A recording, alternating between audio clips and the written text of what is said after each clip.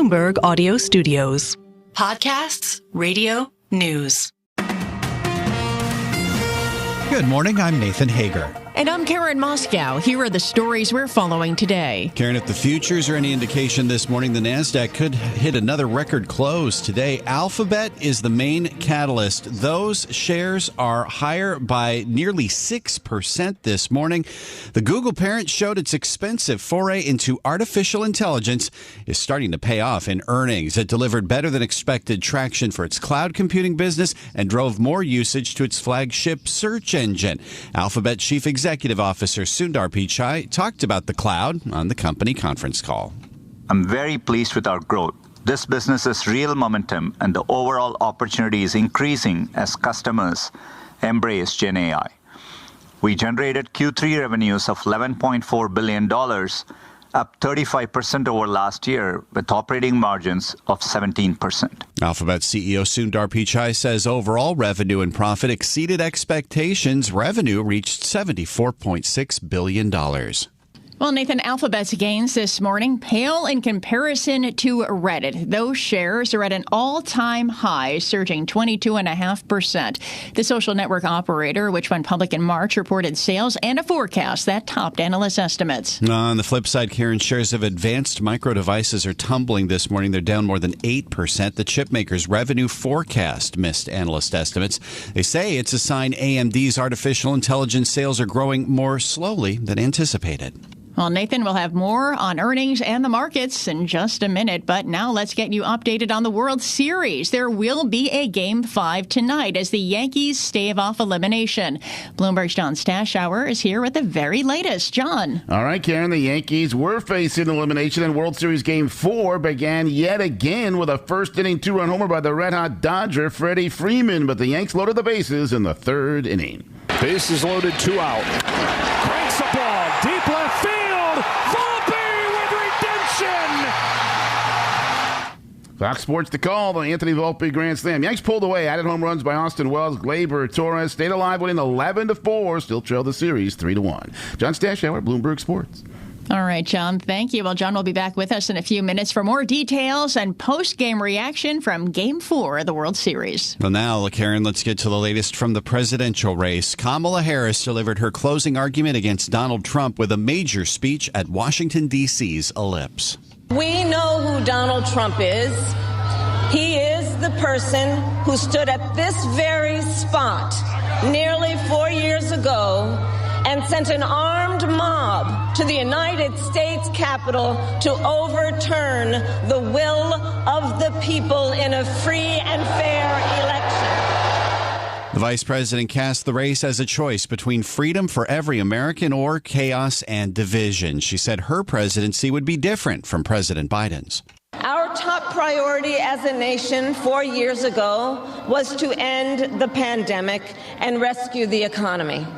Now, our biggest challenge is to lower costs that were rising even before the pandemic and that are still too high. Kamala Harris promised to prosecute price gougers, and she outlined her plans for tax breaks for new parents, startup businesses, and first-time homebuyers. The Harris campaign estimates more than 75,000 people turned out for the speech 1 week before the election.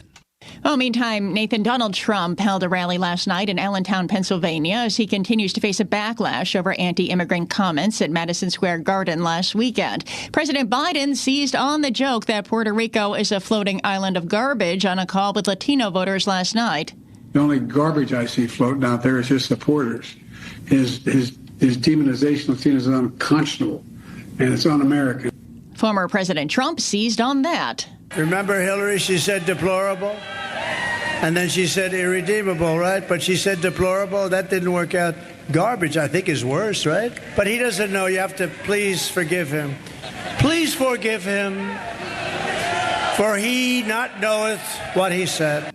Later, President Biden posted on X that he meant to say Trump supporters' rhetoric was garbage. Later today, the Harris campaign will run through the battleground states of North Carolina, Pennsylvania, and Wisconsin. Trump has a rally today in Green Bay, Wisconsin, featuring legendary Packers quarterback Brett Favre. Let's turn back to markets now, Karen. UBS posted a profit of $1.4 billion in the third quarter, nearly double what analysts predicted. The Swiss lender's key wealth management unit and its investment bank both outperformed. In an interview with Bloomberg, UBS CEO Sergio Armati warned of headwinds ranging from the U.S. elections to falling interest income. I think that the U.S. election for sure won't be uneventful. I think that right now the markets are pricing a Trump victory, and think that if this is confirmed, it remains to be seen, is a classical sell-on news event. UBS CEO Sergio Armati spoke with Bloomberg's Francine Lacroix. Switzerland's largest bank is still working through the integration of former rival Credit Suisse, which it took over last year in an emergency rescue. Well, Nathan, Europe's biggest automaker, Volkswagen, saw its operating margin shrink to its lowest since the COVID pandemic. VW's earnings could boost management's case for drastic measures in Germany. Labor leaders are resisting plans to close at least 3 factories and eliminate thousands of jobs. And back here in the U.S., Karen, there is some optimism this morning at Boeing. Efforts have resumed to end the plane maker's 7-week strike. Acting Labor Secretary Julie Su says both sides held fruitful talks yesterday.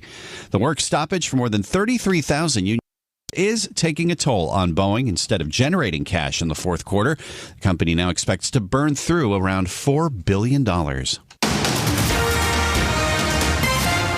Time now for a look at some of the other stories making news in New York and around the world. For that, we're joined by Bloomberg's Michael Barr. Michael, good morning. Good morning, Karen. Local and federal officials continue to search for a suspect believed to have set 2 ballot drop boxes on fire Monday in Oregon and Washington. Last week, authorities in Phoenix say a number of ballots were damaged when a U.S. Post Office collection mailbox was lit on fire. This all comes as the FBI and Department of Homeland Security warn election-related grievances, such as a belief in voter fraud, could motivate domestic extremists to engage in violence before and after the election. In battleground Arizona, Maricopa County Sheriff Russ Skinner says they'll have zero tolerance when it comes to criminal activity related to the election. It's one thing for First Amendment, one thing to express your opinion. It's another when there's threatening or other violence that gets centered around this. And it's not going to happen here in Maricopa County. Meanwhile, Jeff Ellington heads Run Back Election Services.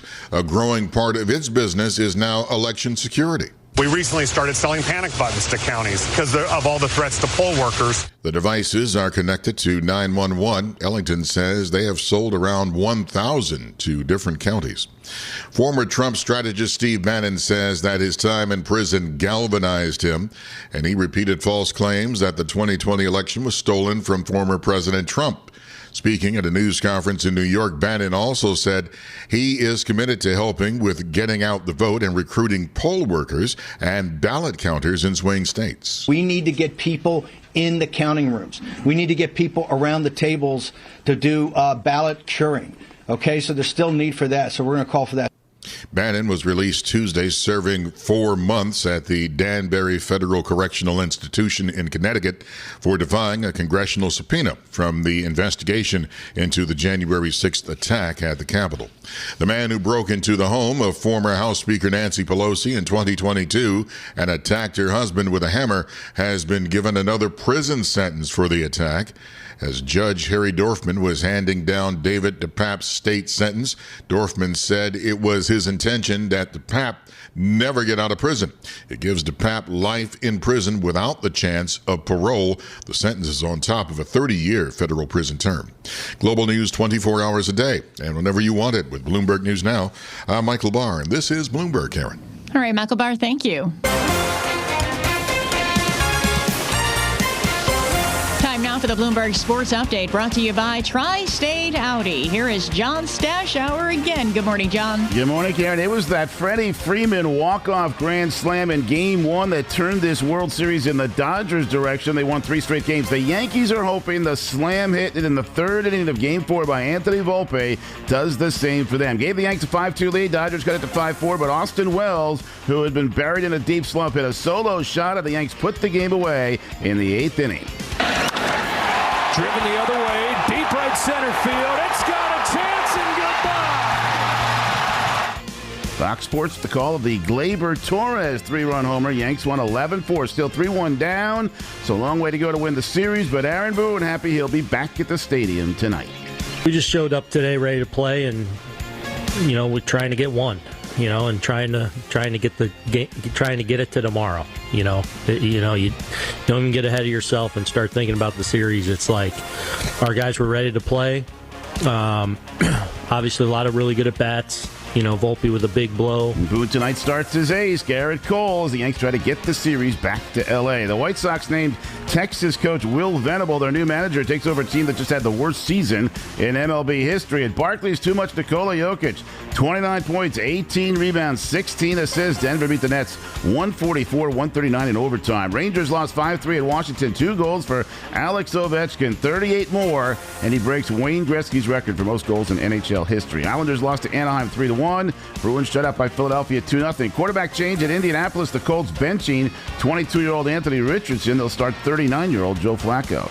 The PGA Tour's Advisory Council recommending changes that would begin in 2026. They include a reduction in the field size for some tournaments so players would have a better chance of completing their round. John Stashauer, Bloomberg Sports. Karen and Nathan. Coast to coast on Bloomberg Radio, nationwide on Sirius XM, and around the world on Bloomberg.com and the Bloomberg Business app. This is Bloomberg Daybreak. Good morning. I'm Nathan Hager. Artificial intelligence may be starting to pay off. That could be the biggest takeaway from the biggest of the big tech companies that's reported earnings so far this week. Google parent Alphabet posted solid results all around after all the spending it's done on AI. Here to break down the numbers for us is Bloomberg's Valerie Teitel.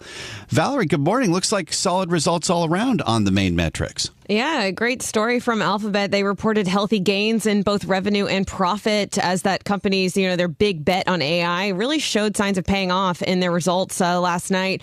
Revenue, excluding partner payouts, increased to $74.6 billion. It's up 16% year on year and ahead of the average analyst expectations of $72.9 billion. Net income was also a beat on expectations. It was at $2.12 per share compared with estimates of $1.84 cents per share, As its main search business matures, Google's really looked for other ways to get revenue, and most of that has been focused on its cloud division. It's a big bet on AI, and Google's sales actually reached a new high for the third quarter. And the sales specifically in the cloud division jumped to $11.4 billion. It's a 35% rise from a year ago and better than analysts across the street had projected. Now, the CEO said the numbers are encouraging. In a letter to investors last night, he said our cloud AI solutions are helping drive a deeper product adoption with the existing customers and attract new customers and win larger deals. Now, Google does have the negativity of the U.S. Antitrust litigation weighing on it. And in that same note, the CEO did warn that the U.S. government's resolution of that antitrust case could have, quote, unintended consequences for U.S. leadership in tech. So a bit of warning there to the Justice Department on that litigation. But overall, very positive results from Alphabet based on that growth in the cloud services. Those shares are up 5.4% in pre-market trade. So after those results and the revenue beat on the cloud, where is the bar now? What is the run rate for AI monetization for Google going forward? Well, look, it still really does. Google is the third in the market for cloud services alongside Amazon and Microsoft, who are, a bit ahead of it in that sector. But analysts do see that there is room to grow, and they are positive on it. This is really a step in the right direction. What we saw from Alphabet in their earnings yesterday, that this big bet, this big investment is starting to pay off, and that they can, move away from their ad revenue, from their main search business, and find a new avenue for growth. But you have a different story this morning for Advanced Micro Devices, and it's the forecast that really seems to be the weight on that stock this morning. Yeah, their revenue forecast from AMD really missed the analyst estimate, and it's a sign that its artificial intelligence sales are growing more slowly than some had anticipated. It sparked a 8% drop in the share in post-market trade. It's continuing to hold that in the pre-market as well. That's erasing nearly half of the AMD's gains teens on the year.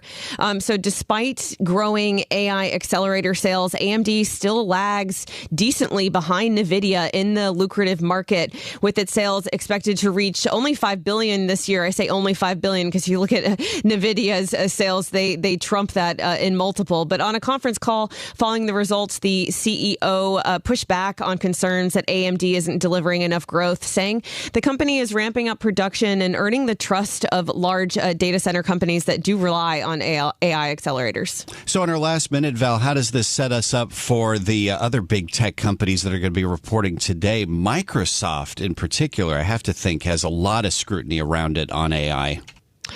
We hear from Microsoft and Meta later today. That would be after the bell. But also, I want to just touch on Reddit briefly. Those shares are surging 22% after the company sales and forecast beat expectations. This is a share that went public only just past March, and it's now trading nearly 3 times its IPO price. So a lot of positivity around Reddit shares following through in the pre-market trade. They're up 22%.